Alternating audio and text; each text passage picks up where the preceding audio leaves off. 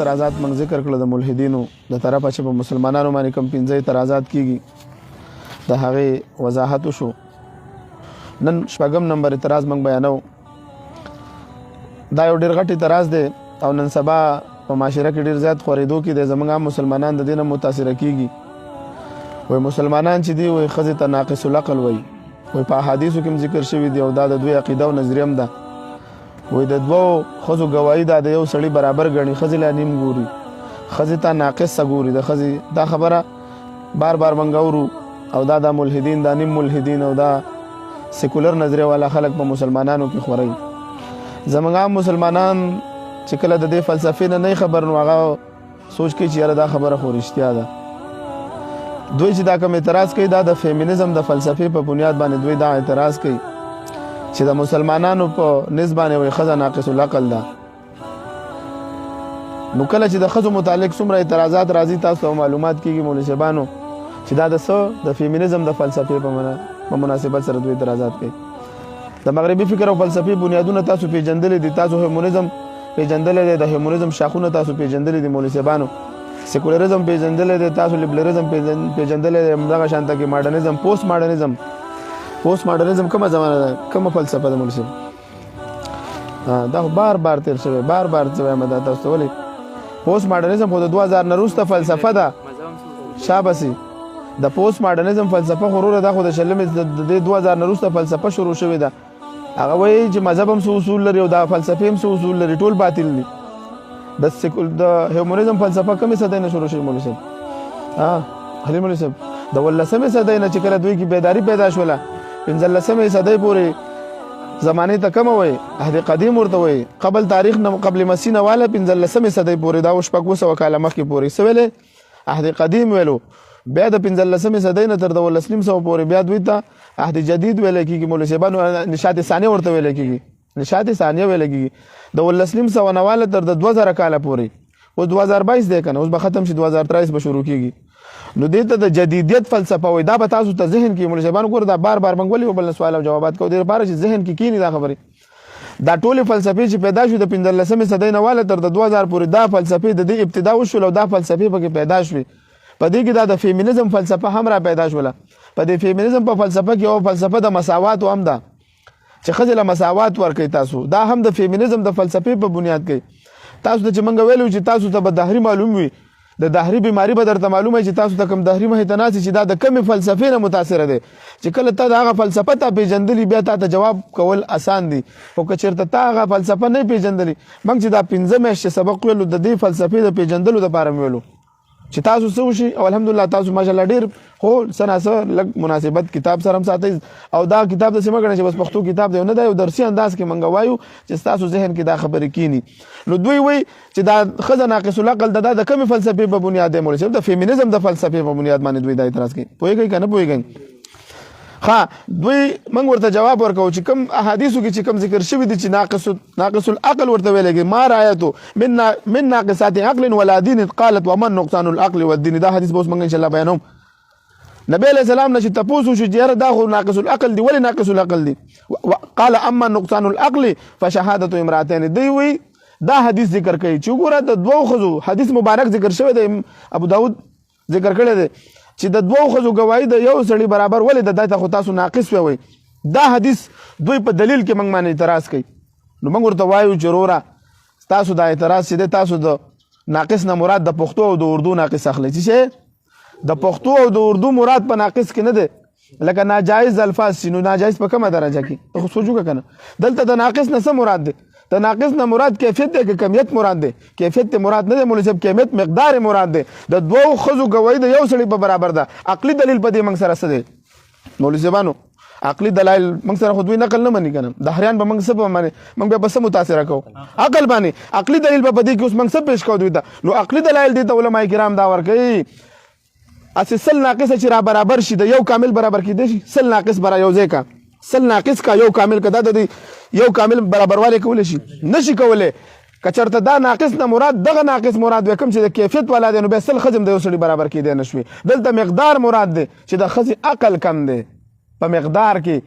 د دنه خبره ضروريږي احادیث خپل وضاحت کړي دوی په احادیث نه پوهیږي نو ځکه به څه کوي اعتراضات کوي نو چې کله تا دا فلسفه ویلې وي چې لکه د دې نقصان نه څه مراد دی ناقص نه مراد د پښتو او د اردو والا ناقص نه چې بس بل ناقص ورته ویل دي د ناقص نه مراد دا چې د مقدار کم دی د سړی نه پوه شوي که پوه نه شولې عقلي دلیل به موږ څه پیش کوو سل ناقص د یو کامل نشي برابر کېدلی که چېرته دلته نه مراد کمیت مراد وي کیفیت مراد وي نو بیا سل خزم د یو کامل نشي برابر کېدلی بیا بعضې علما کرام د دې لکه ذاکر ناک صاحب او داسې نور بیا چې کوم په دې فلسفه کې کار کوي هغې بیا د دې نور جوابات په دې انداز کوي خو هغه جوابات هغه د قرآن او د حدیث سره مناسبت په دې نه خوري دوی وایي چې هغه په معاملاتو کې دي نو دا خبره غلطه ده معاملات په حدیثو کې مطلقاً ذکر شوي دي چې د دوو ښځو ګواهي د یو سړي برابر ده دا نه دي ویل چې په معاملاتو کې کوئ په معاملاتو کې وایي د سړو ډېر ضرورت وي د ښځو نه وي نو دوه ښځې به د یو سړي په برابر شي نه دا جواب صحیح نه دی جواب دغه صحیح دی چې دا د مراد څه شی دی مقدار دی د ښځې عقل کم دی د سړي نه که چېرته نه وی کم نو سل ناقص هم د یو کامل نشي برابر کېدلی دغه د اعتراض خلاصه شول او نور ټول کتاب کې هم دغه خبرې شوي دي جواب شروع کړه اعتراض شروع کړه په خلاصه پوه شوئ اوس کتاب ته غوږ کېدی د مسلمانانو عقل ده د ښځو متعلق چې څومره اعتراضات ملحدین کوي دا د فیمینزم د فلسفې په بنیاد کوي یو حدیث باندې دا ملحدین اعتراض کوي چې اسلام ښځې ته ناقص العقل ویلي فاصله کړه کتاب ته رامخکې دا کتاب دی خو سبا چې ټول سره کتابونه موجود دي کور نه راوړئ جواب د حدیث په پوهېدو کې دوی غلطي کړې ده دوی د ناقص مولوي صاحبانو د حدیث په پوهېدو کې څه کوي غلطي کوي مولوي صاحبانو د ناقص نه مراد د پښتو او د اردو والا ناقص مراد اخلي د کوم چې مقصد او مطلب دی ابدار کېدل نو ابدار کېدل خو زموږ مقصد نه دی کنه شابه سي حدیث کې د ناقص نه مراد د عربی ناقص مراد د کوم او تعداد په باره کې استعمال شوی دی دواړه ناقص کې فرق دی د کیفیت او کمیت دی یو حدیث پوه شوئ کنه مولوي صاحبانو ځه یو حدیث کې دیوته ناقصات الدین ویل دي چې د ناقصاتو نه مراد په خزو داسې ورځ د ناقصات الدین نه څه مراد دی مولوي صاحبانو په خزو باندې داسې ورځ راځي چې په دین عمل نشي کولی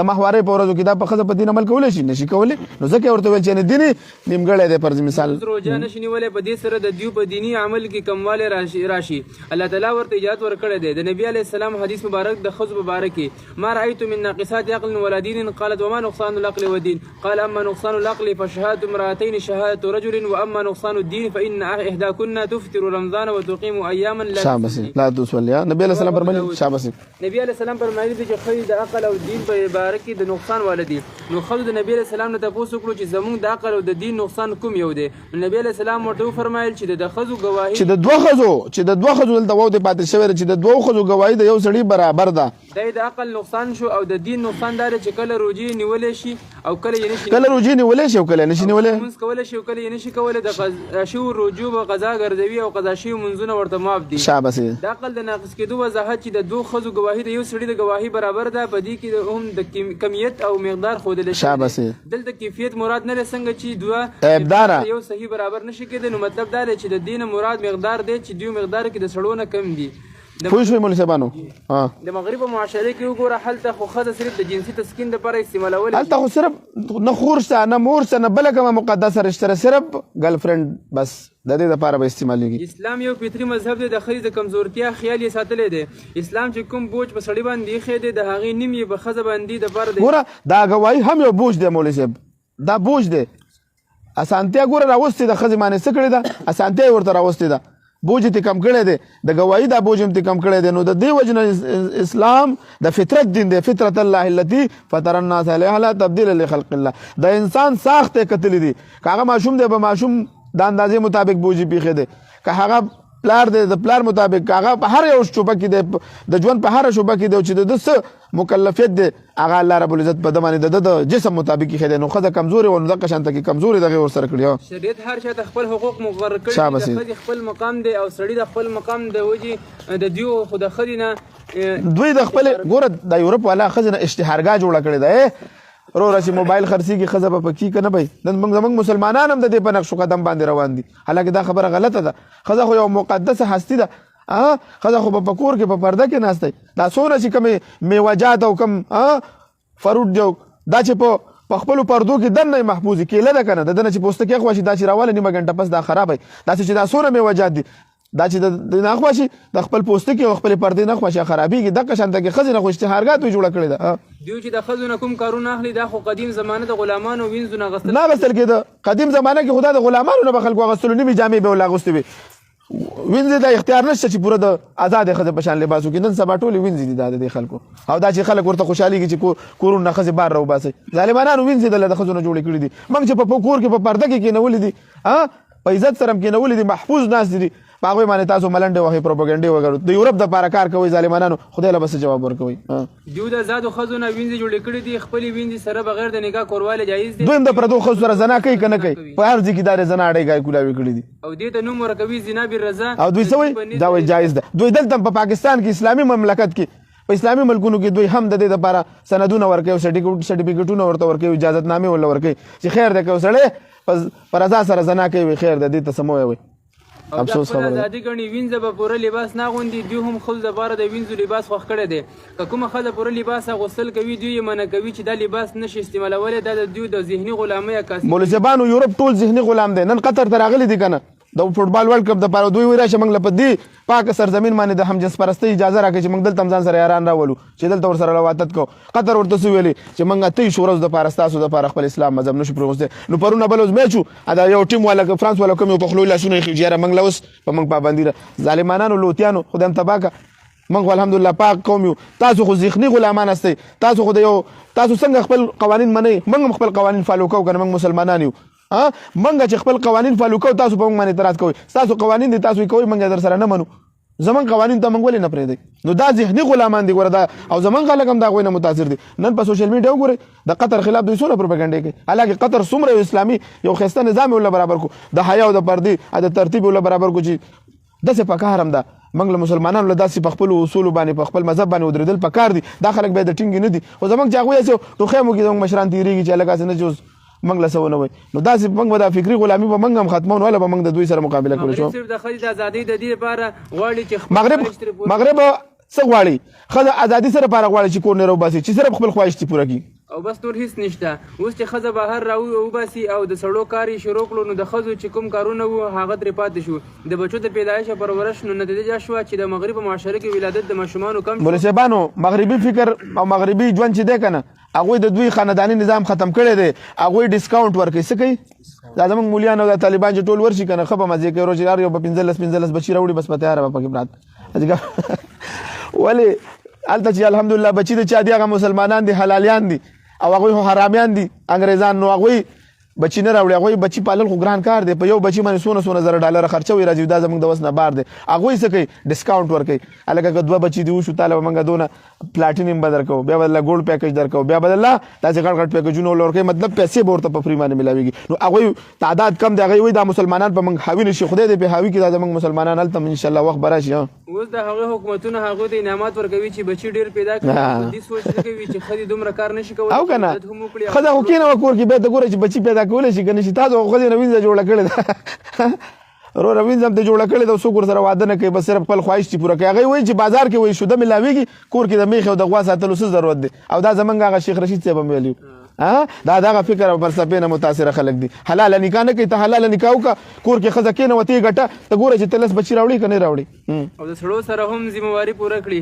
شریعت د ښځو خصوصي لحاظ ساتلی دی. په ښځه یې دومره بوی اچولی دی څومره چې برداشت کولی شي. دا خو زموږ د شریعت حسن دی چې دا فطري مذهب دی الحمدلله چې خدای پکې پیدا کړي. والله د ماشوم غټ بوډا د ښځو د هر چا د جسم مطابق یې په هغوی باندې بوی اچولی دی. شریعت فلسفو ته نه ګوري کوم چې د جدید دنیا فلسفه ده، بلکې شریعت انساني فطرت ته ګوري. نو دا شریعت به تا ته په کامل په نظر راشي. مولوي صاحبانو دا زموږ د شریعت حسن دی، دا فطري مذهب دی. مولوي صاحبانو په دې کې د هر چا لحاظ ساتلی شوی دی، او دا شکر دی چې الله موږ په دې مذهب کې پیدا کړي.